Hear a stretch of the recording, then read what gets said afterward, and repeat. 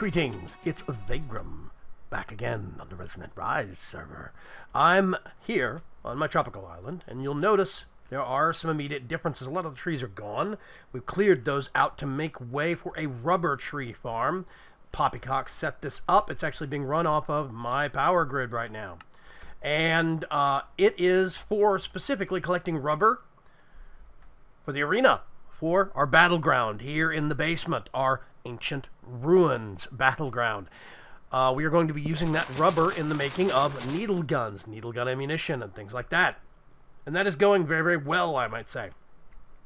That is a development that has happened in the last week while I've been trying to get back up to speed after some slight setbacks. This is a ritual of binding for blood magic. And I'll go over this a little bit more, but needless to say, I've been delving deeper down the blood magic hole. Now, another change you might see is right there in the chat. Toggle flight control on, toggle jetpack on.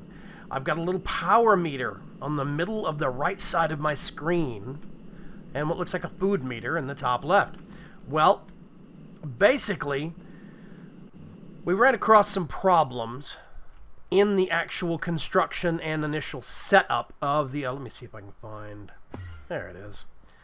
In the setup of the ancient ruins itself, something...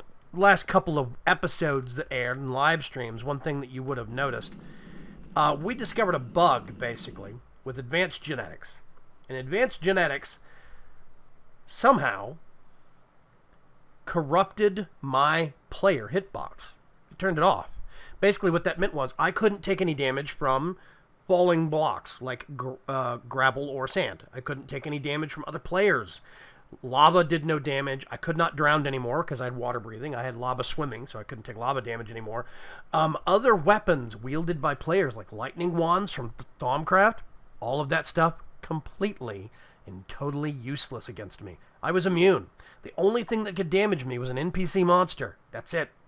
So that's not exactly fair in a PvP arena in the grand scheme of things. Plus, I see that as a sign that if that is corrupted or broken, other things could happen to my player file, my player dat file, and corrupt it. I could lose everything on this server that was on my inventory, on my person, and that's bad. So, as Echo the Builder will tell you.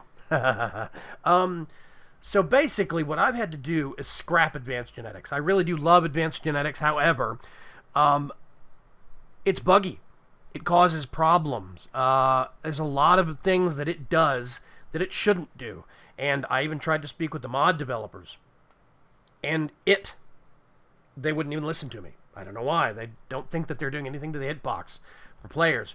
Now, basically what I very quickly discovered was that if I made antidotes for all of my abilities and removed all of my abilities, I then killed myself, put on my gear in a nice safe box and killed myself, then all of a sudden the hitbox problem was solved.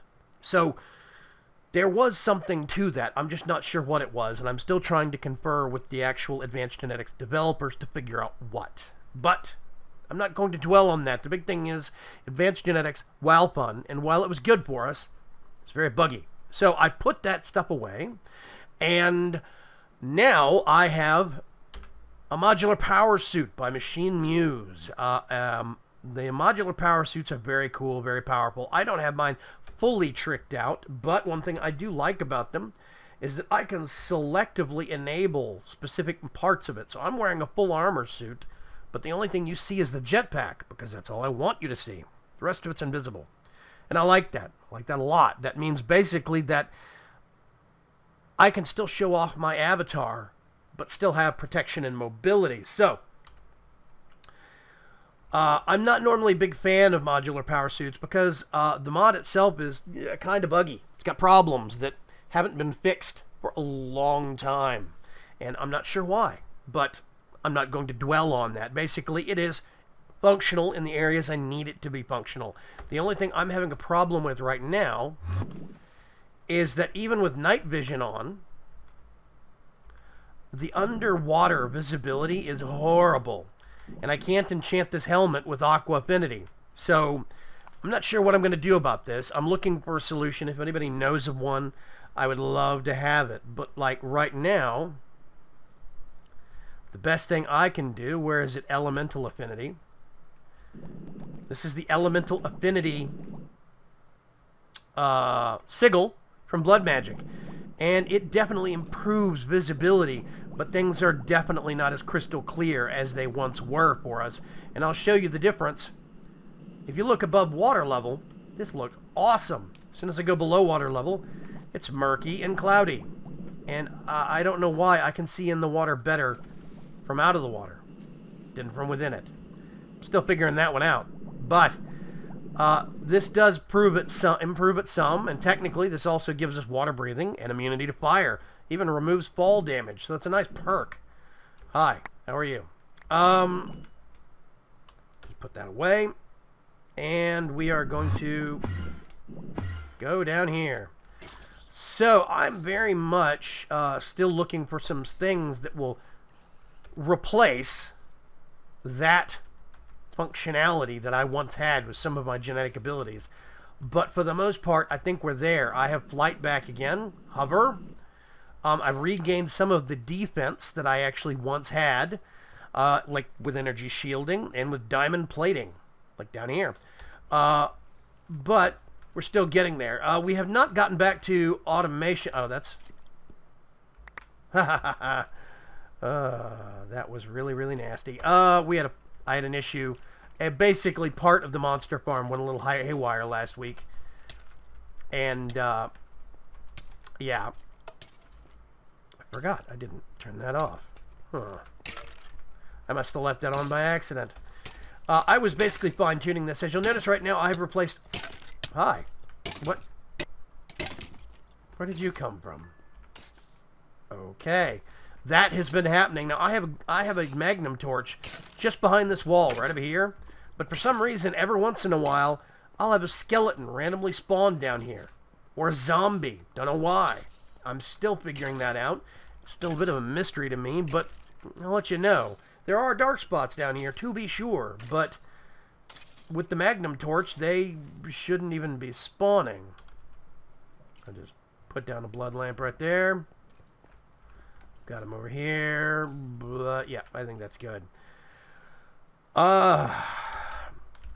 So, that was one big change, is that I've decided to stop using advanced genetics, specifically because it was bugging out my actual player account. Bugging me out and making it to where other people couldn't hurt me. It gives me an unfair advantage. And it also means that I couldn't even participate in my own PvP tournaments. And that's not good. So... oh, there's a hole right there that I need to patch real quick.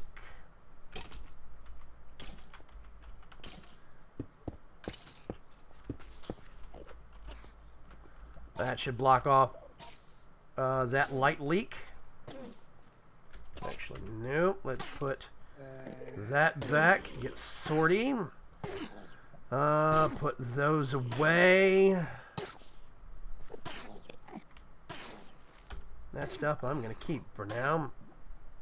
There's one thing you'll notice missing from my actual inventory, and that is my request pad for logistics pipes. Well, that's another big change that's come to the server. As it stands right now, you'll notice there's no automatic crafting terminals all the way around the edge. That's because as of right now, this is all applied energistics. I had to switch. We had a decision point on the server to either keep the YogsComp pack that we have been running, the YogsCast Complete mod pack that we helped develop, or switch back to regular Resonant Rise. The problem was we'd added several mods, and if we removed the YogsComp, the YogsCast Complete pack, and went back to Resonant Rise, there's potential for problems. And there's also a couple of mods that we've grown to like here on the server, like secret rooms. And hat hunting is kind of fun. But one thing that had to go from the mod pack was logistics pipes. The YogsCast decided they didn't want it. They weren't going to see a use for it. So they opted to have it pulled to save their server some strain and to save it some stress. And in the process, we decided that if we were going to stick with the YogsCast Complete pack here on the server, we're going to have to lose logistics pipes also. So me and Sice had to completely overhaul our system. We both swapped in the span of about 2 days.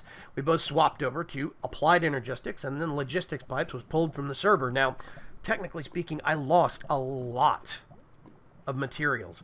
I put huge amounts of diamond and gold and iron into that logistics pipe system that I did not recoup. But I can't really get mad about that, specifically because keeping the YogsCast pack is really for the betterment of the server. And I did vote for that. I voted to lose logistics pipes because there were a lot of problems I was having with it, like OR dictionary compatibility. It doesn't have any, and that was really starting to crimp my style.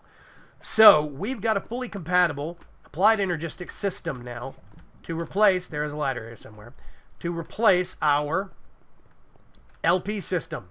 We've got an access terminal just to browse. We've got the crafting terminal right next to it. This is the crafting monitor to see when things stick.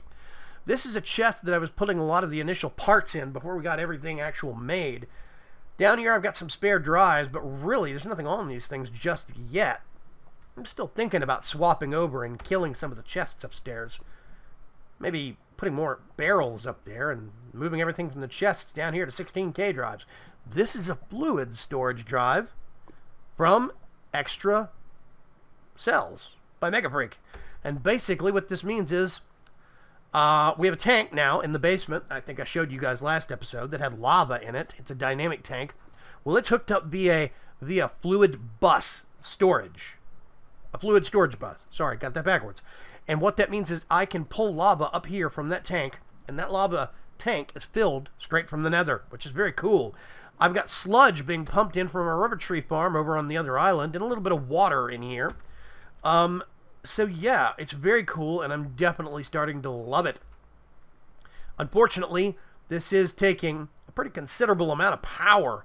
28 MJs per tick, 288 RF per tick, ladies and gentlemen. 288 RF per tick. So this is definitely eating a lot of power. Unfortunately, the way my system is made, I have stuff flowing into it constantly from external sources, even while I'm offline, like the gardens. If I set this to turn off automatically while I'm offline, then a whole bunch of things stop working, a whole bunch of resources stop getting gathered, and it just doesn't work very well. So I'm just going to suck it up. I'll go through a lot of Yellorium. It's okay. Actually, the design I've been using... Go down. Thank you. The design I've been using for the reactor lately has been working so well that I think I've barely dented my Yellorium supply. This thing has a fuel efficiency of 0.04, basically about 0.05 millibuckets per tick, which is very small. Very, very small. I've been going through maybe 1 or 2 ingots a week. That's about it. Because I have this automatically set to manage things so accurately, I really don't have to worry about it very much. I've got the digital miner going and still acquiring resources for me. Mostly I wanted more gold, but in general I'm just stockpiling. Because we have another visitor that's joined us here on the server. Down the floor. We've got Crazy Pants. Mr. Loco Britches himself, the creator of Ender.io, has actually come to join us here on the Resonant Rise server.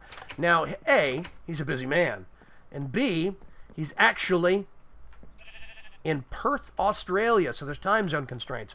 But for the first time ever, I got to spend some quality in-game time with the creator of Ender.io, and it was fun. We got him a little house started, and I got him set off right with some nice resources. So, you'll recognize the cake.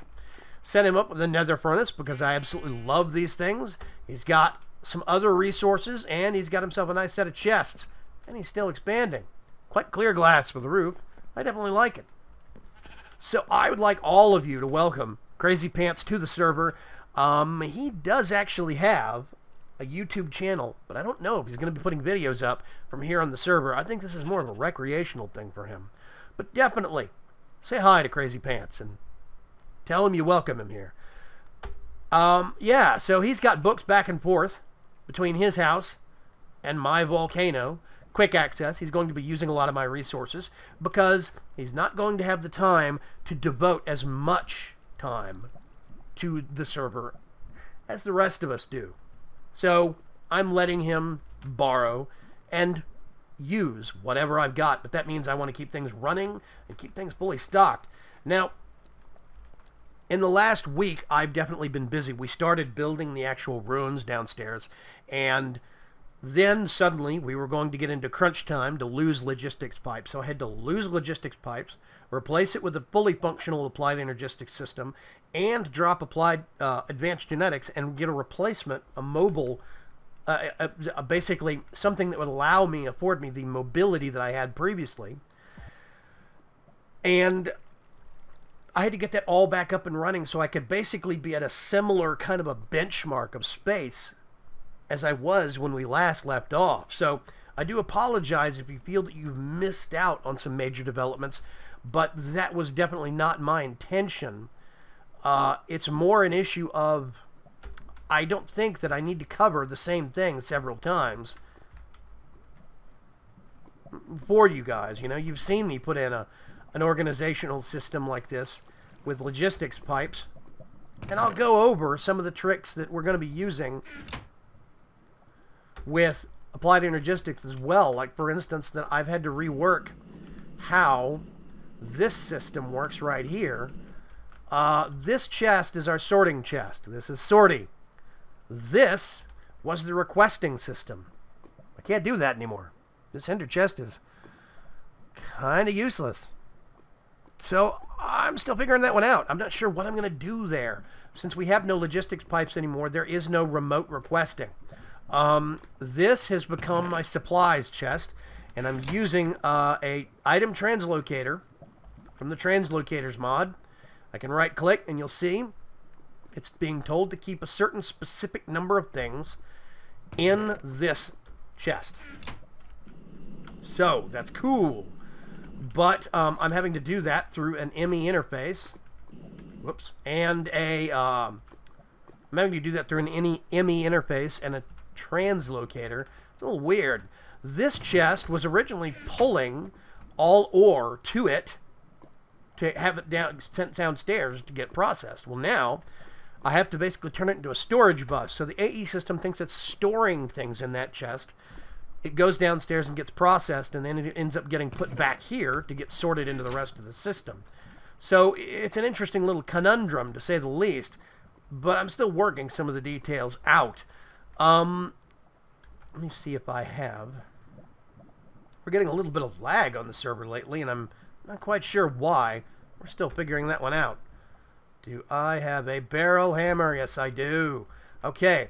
All of these actual chests now, these barrels that are hooked up to the gardens, they all have this little upgrade, which is a void upgrade. Basically what that means is if it maxes out like this one, it keeps accepting. It just erases the extra. So I don't have to worry about these clogging my system up if they ever get full, which is very nice. This, of course, is a B-Space barrel that hooks up to the one next to the reactor. So I've eliminated one point of possible clogging by doing this. It means that my gardens can run 24/7, keep me fully stocked. Other people can come and use these supplies, and I don't have to worry about that. Now, since I can make nether quartz, I'll show you real quick downstairs a trick that Poppycox introduced me to that I think I knew about, but I have totally forgotten about, was Darkcraft and the freezing core. The frozen core lets you freeze nether quartz, and it turns it into Certus quartz. So this is how we got a big supply of Certus quartz real quick. That's what has afforded me the ability to be able to make this AE system so fast. I was basically growing nether quartz and turning it into Certus quartz and grinding it and so on and so forth. As you can see, I've had to rearrange little bits of the machine wall, but it is definitely, oh gosh, it is definitely working out. All in all, I'm very happy about the changeover. Applied Energistics is much better about ore dictionary support. Much, much better. So, now what I want to do real quick is actually go over to the nether hub. Let me put this up so I'm not walking around with a big hammer. And show you some progress that's been made by KirinDave. Now, KirinDave is out of the loop for this week because his machine, his computer, decided that it was going to kill its video card. And we are definitely very sorry about that. Thankfully, he's got a solution, a replacement incoming, and this makes me very happy. So, he's not going to be out of the loop for long. Let's hope he gets back in. But he's been busy building here at the new arena that we're making. Welcome to KirinDave's Alpha Stage Battle Arena. Now, basically what he's been doing is making this side-specific. Yeah, go to the locker room, place a shell storage unit down. Go to the back room, right-click on construction, place a shell there, etc., etc. He's got step-by-step instructions for each side. Magnum torch. This is the viewing deck right here. He's even got... You are near the scanning range. Oh, okay. Well, thank you very much. Interdiction matrix. I'm not sure why he's got that going right now, but basically he's got the arena set up. Get a little altitude here. You can see it's lit from around the edge, and he's got some intervening walls, which is very cool. So it's definitely taking shape into a kind of a battle arena. Now, what's going to end up happening, he's got basically one team versus the other team. You go in here, everybody on the server is going to have their own shell copy here. That's how it's going to work. So, when you come in, you'll step in to one of these. And basically, you'll step out of your body, and you'll already have a spare. Let's try this again. A spare back here that's already been made. Armored and everything else. So this means basically, whoops, that, see, you go into the arena, and the fight happens. It's very cool. I'm very, very eager to see this actually in play. And he's got some nice little obstacles and some corners to hide around. There's even some aerial face plates. Now, these things definitely require a certain amount of finesse. They have to... Yeah, you see? They have to actually get tuned to a certain extent. But yeah. So there's nooks, there's crannies, and there's corners to fight over, and he's still fine-tuning things, but I think it's going to be a blast. I think it's going to be real fun. Now, I think in order to get out of here...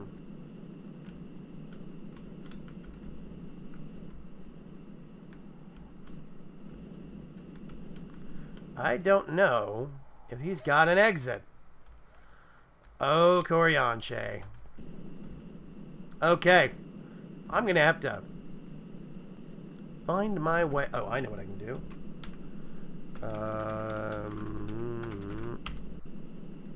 There we go. Problem solved. Problem evaded, as Corrales would say. So, basically, these locker rooms are intentionally not connected. He doesn't want you walking over into the second part with all your equipment on. You just stand in your little booth and step into your other one that's got the arena gear on it.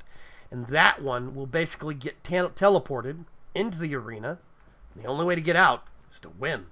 So, he's still working the kinks out, but I really do think this is going to be very amazing. So you're going to want to keep your eyes not only on this channel, but on KirinDave's to see what kind of progress he's going to make. Let's get back to the volcano, if I can remember where he put the book. I think this takes us to his base. Does it, does it? Yes, I end up in KirinDave's basement. I told him to correct this. He has not done that yet. Okay, I gotta remember. He puts it over here. There we go. And... triple fire charge. Back home. So, things are going very, very well here on the server. I'm going to take a quick break, do some research on some things, and then we're going to circle back around if we're going to have time for any more projects this episode. Mostly, I think this is probably going to be a catch-up episode. There's been a lot of changes. One of the big changes now is that no version of Resonant Rise has atomic science in it anymore. And I had a plan for a big airship that was going to be using the turbines from Atomic Science as turbines on the airship. That's been scrapped because Atomic Science got pulled. What I think I'm going to do instead is make a floating platform that actually uses the wind turbines from Mechanism as the actual turbines for the machine itself. I'm still working out the kinks on that one, but I think it's going to look okay. We'll see. I'll get back to you, but it's going to take some planning, and it's been delayed an episode or two. In the meantime, I'm going to do some quick research on some more blood magic, and I'll be right back. So, here we are, back on the island real quick. I had a problem that developed. A number of hours have actually gone by since the last episode, since earlier in this episode, and now. I have, the tree farm over here that's making rubber for our arena, for the equipment, auto manufacturing. These barrels have been upgraded with void upgrades, so they don't max out and clog out. This can just keep running and keep running. And this is being powered by a dimensional transceiver that is the partner to this, is in my basement, getting power from my reactor. Well, if you notice, there's a liquid pipe that's pumping out sludge. And that sludge is going into my system. I had it sharing space with my water, with my water, but it filled up, and I've had to make a separate 4K drive. It filled up a 1K drive real quick. I had to make a separate 4K drive because I am accruing sludge, 752 buckets to be exact. And that ended up, actually, because of a bug in AE, apparently, I ended up with a chest full of sludge blocks. Yeah, I don't know how that happened. So, I can't let that stop up the system anymore. If it fills up that cell, I'll start getting sludge blocks again. And there's not much I can do about that. Yeah. So, what I need to do is start using the sludge, which means I actually need to make a sludge boiler from MFR. Which should be relatively...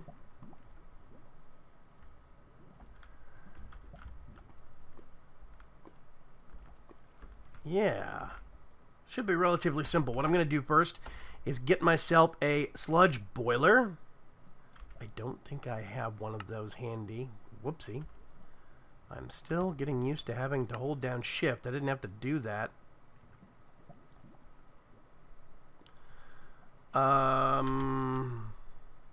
Let's do... Oh, I can use that stuff. Hooray. Let's clear that.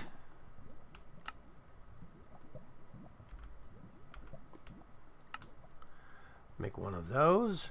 And I need, silly enough, a bucket. I don't have any buckets. We're going to get a sludge boiler. And I'm going to actually need to get, let's see, some conduit. Whoopsie. I seem to have a problem clicking on that. I'll have to click it twice in order to get it to cooperate. I'm getting a little bit of that. I've already got an ME fluid export cell. And I have, actually I'm going to do this over here. I have no clue what is in store for me because I haven't actually had to boil sludge in a long time. Come on, server. Thank you. Here we go. Okay. Now, I know that... Oh, I need power cables. I know that when you...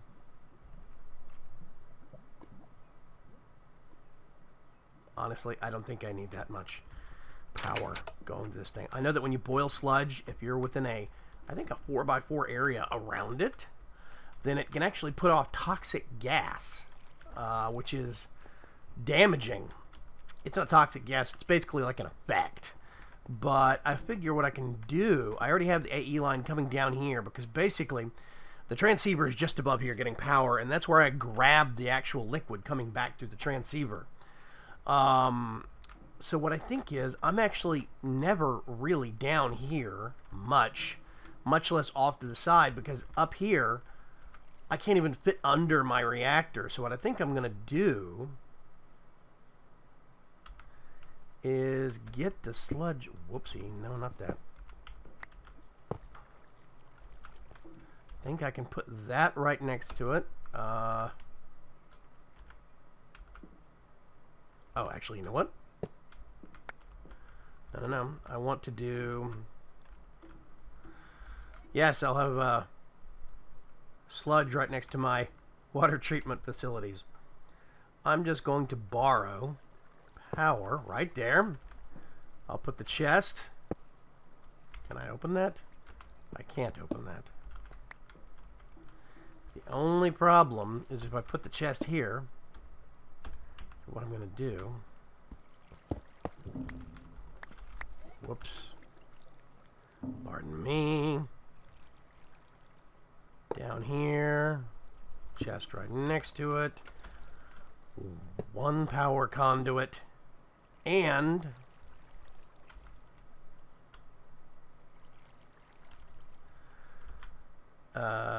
nope. Yeah, see, I already have to change that.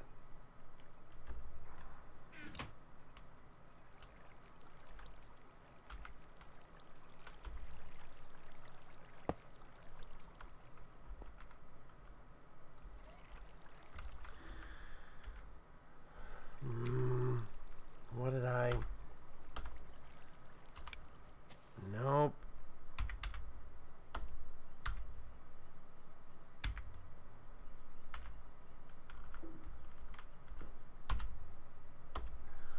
What is the default for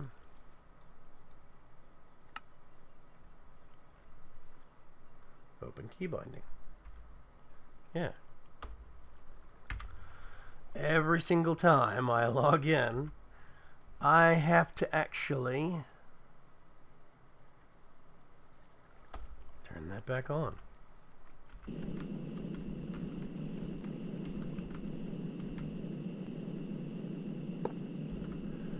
There we go. Now I can have fluid export bus,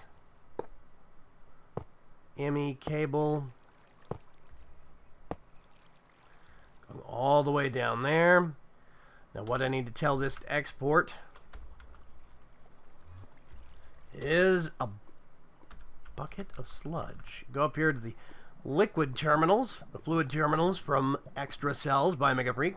I'm going to fill up a bucket of sludge. Then we go back downstairs. And I right click on this. Always active. And there it is. That is the poison effect. You get hunger and poison on short timer duration. So you can't really stand next to that, but what I can do, you see, you get hardened sand. You get gravel from this. So now I need to re-import that stuff back into the system. Yeah. I wonder what you can do with hardened sand. I'm not sure. So now we should see our fluid count is going down. We're using the sludge and we're getting stuff from it. This is very cool. This makes me very happy. This means I don't have to worry about the sludge backing my system up. So, what else can we do? I think this episode is running well enough on time that I'm going to go ahead and probably stop it here. I'm going to try and see if I can actually get an episode out for Monday because I have a lot of catch-up I need to do. We have a lot of projects we need to work on. I'm not sure if that's going to be an episode on Monday or live streaming on Monday. We'll have to keep our eyes open on that one. If I am going to do any live streaming for the Resonant Rise server on Monday, it'll be Monday afternoon, U.S. Central Time. And I will definitely post notices on Twitter ahead of time, so you can keep your eyes out there for that. I do like the live streaming. It's very, very fun. However, I'm still of two minds on which live streaming system I like better. Twitch has the better system for chat, but